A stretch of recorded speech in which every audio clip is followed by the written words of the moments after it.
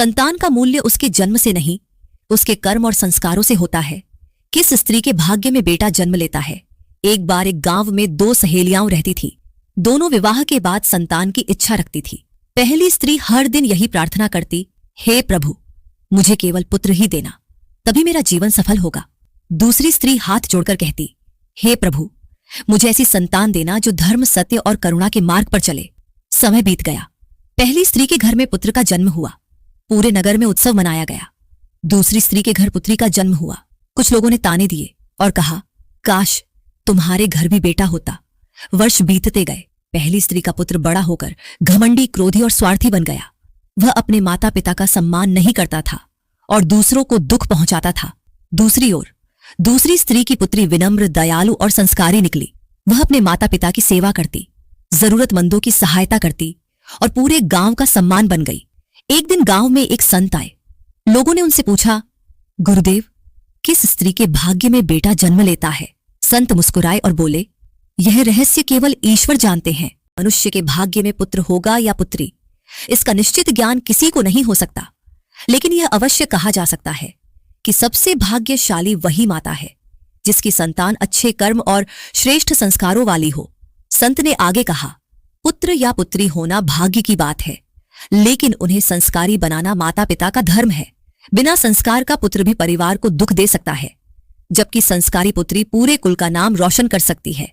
यह सुनकर सभी लोगों की आंखें खुल गईं। उन्हें समझ आ गया कि संतान का सम्मान उसके जन्म से नहीं, बल्कि उसके चरित्र, कर्म और संस्कारों से होता है। कहानी की सीख, ईश्वर किसके घर पुत्र या पुत्री देंगे, यह केवल उनकी इच्छा है। इसलिए कभी भी पुत्र और पुत्री में भेदभाव न करे।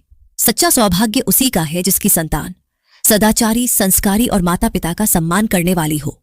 संत के वचन सुनकर पूरे गांव में गहरा सन्नाटा छा गया। पहली स्त्री की आंखों से आंसू बहने लगे। उसे एहसास हुआ कि उसने जीवन भर केवल पुत्र की कामना की, लेकिन उसके संस्कारों पर उतना ध्यान नहीं दिया। वह संत के चरणों में गिरकर बोली, गुरुदेव, क्या आप बहुत देर हो चुकी है, क्या मेरा पुत्र बदल सकता है। संत मुस्कुराए और बोले, जब तक मनुष्य जीवित है तब तक परिवर्तन का द्वार कभी बंद नहीं होता। प्रेम, धैर्य और अच्छे संस्कार पत्थर जैसे कठोर हृदय को भी पिघला सकते हैं। यह बात पुत्र ने भी सुन ली। पहली बार उसे अपनी गलतियों का एहसास हुआ। उसने देखा कि जिस मां ने उसे जन्म दिया वही आज उसके कारण रो रही है। उसका हृदय पिघल गया। अगले ही दिन वह अपनी मां के चरणों में झुक गया और बोला, मां, मुझे क्षमा कर दो, मैंने तुम्हें बहुत दुख दिए हैं। आज से मैं ऐसा कोई काम नहीं करूंगा जिससे तुम्हारा सिर झुके। मां ने उसे गले से लगा लिया। उस दिन से पुत्र ने अपने जीवन की दिशा बदल दी। उसने बुरे मित्रों का साथ छोड़ दिया, मेहनत करना शुरू किया और गांव के गरीबों तथा वृद्धों की सेवा करने लगा। धीरे धीरे वही युवक पूरे गांव के लिए सम्मान का पात्र बन गया। उधर दूसरी स्त्री की पुत्री शिक्षा, सेवा और सदाचार के मार्ग पर आगे बढ़ती रही। उसने गांव की बेटियों को पढ़ाना शुरू किया और लोगों को यह संदेश दिया कि बेटी किसी भी परिवार का गौरव बन सकती है। कुछ वर्षों बाद गांव में फिर एक बड़ा समारोह हुआ। इस बार लोगों ने दोनों संतानों का सम्मान किया। गांव के मुखिया ने कहा, आज हमें समझ आ गया है कि परिवार का नाम पुत्र या पुत्री नहीं, बल्कि उनके कर्म और संस्कार ऊंचा करते हैं।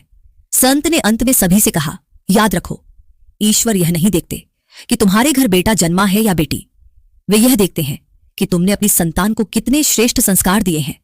जिस घर की संतान सत्य, सेवा, करुणा और धर्म के मार्ग पर चलती है, वही घर वास्तव में धन्य है। जिस स्त्री के भाग्य में पुत्र जन्म लेता है, यह केवल ईश्वर जानते हैं, लेकिन सबसे सौभाग्यशाली वही माता पिता हैं जिनकी संतान विनम्र, संस्कारी, कर्तव्यनिष्ठ और दूसरों के लिए प्रेरणा बनती है। इसलिए पुत्र और पुत्री में कभी भेदभाव न करे, क्योंकि ईश्वर की दृष्टि में दोनों समान है। परिवार का वास्तविक गौरव संतान के जन्म से नहीं, बल्कि उसके चरित्र, कर्म और संस्कारों से होता है।